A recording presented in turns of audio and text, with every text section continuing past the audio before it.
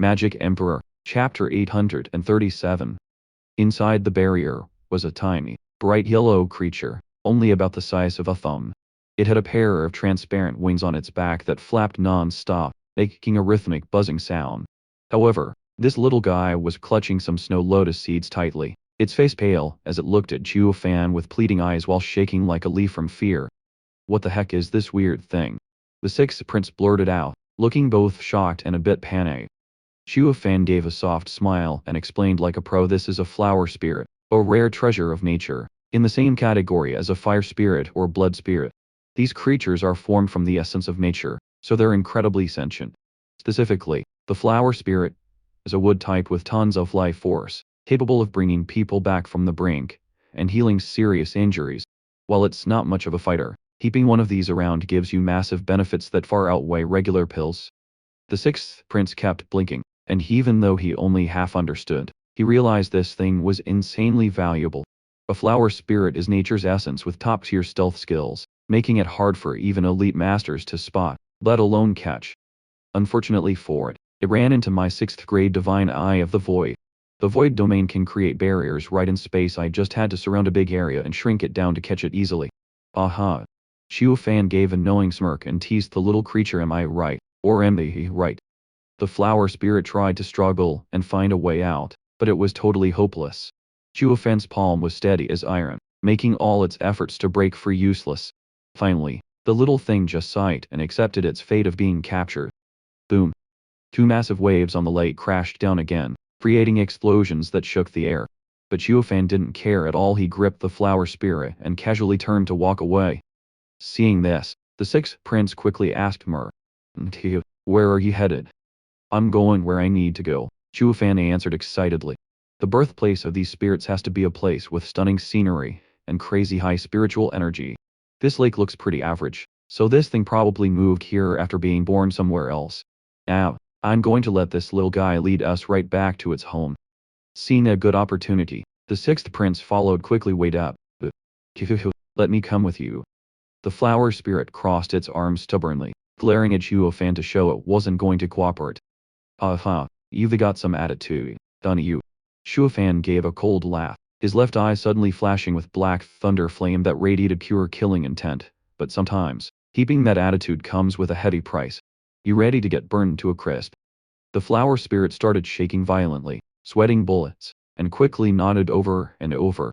That black flame made it feel true destruction. Right after, Chuo Fan quickly left the scene, with the sixth prince hurrying after him. As for Chuoba Lifeng and Tuoba Lioner, Chuo Fan just ignored them like they weren't even there. Meanwhile, the High Venerable was still in a total state of panic, kneeling on the ground and shaking, unable to get his act together. Watching Chuo Fan's figure fade away, Tuoba Lioner went through a roller coaster of emotions from sadness to hope, then shock, and finally back to being bummed out. In the end, she pouted and mumbled, "Does this guy really not notice me at all?" Tuoba Lifeng, caught between a laugh and a cry, urged her Lioner, "Forget about that for now, and untie me and break the seal."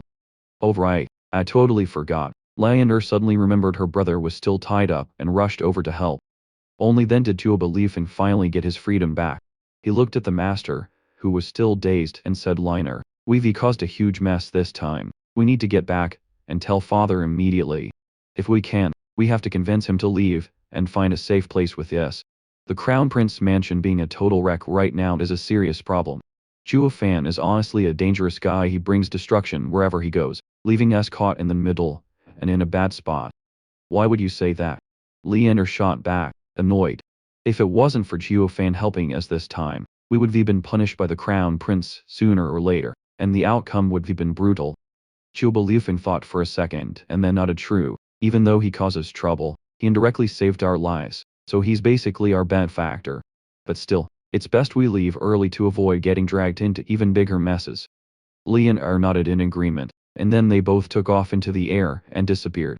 The Crown Prince Mansion was now left with only that master sitting on the ground, face pale, still unable to calm down after everything that happened. Just then, the sound of tiptoeing footsteps echoed. A guard from the mansion looked around, and seeing that everyone was gone, he shakily approached and whispered, "High Venerable, High Venerable." But the master was still spaced out like he'd lost his soul. The guard sighed helplessly, leaned in close to his ear, and yelled, "Hi Venerable, that scary guy is gone." Hearing that, he snapped out of it, and slowly regained consciousness. After looking around, and seeing no sign of Xiu Fan, he let out a huge sigh of relief. However, as he stood up, he suddenly felt something weird and cold down below. When he looked down, he realized his clothes were soaked through in a big spot.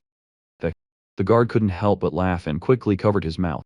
The master was incredibly embarrassed and glared at the guard, making him shut up instantly out of fear. "Is he really gone? How long has he been gone?" The guard replied humbly, "Sir, he's been gone for a while now." The master nodded, "Fine, but why did you wait until now to come get me?" "Well, because of the two Chuba siblings." Before he could finish, the master slapped the guard away with a palm strike, killing him on the spot. His eyes turned wicked as he hissed, "Anyone who sees things they shouldn't isn't allowed to live to tell the tale." After that, he fixed his clothes and hurried over to the crown prince, picking him up and pretending to care. "Your Highness, are you okay? Please, take some medicine quickly." "Oh need."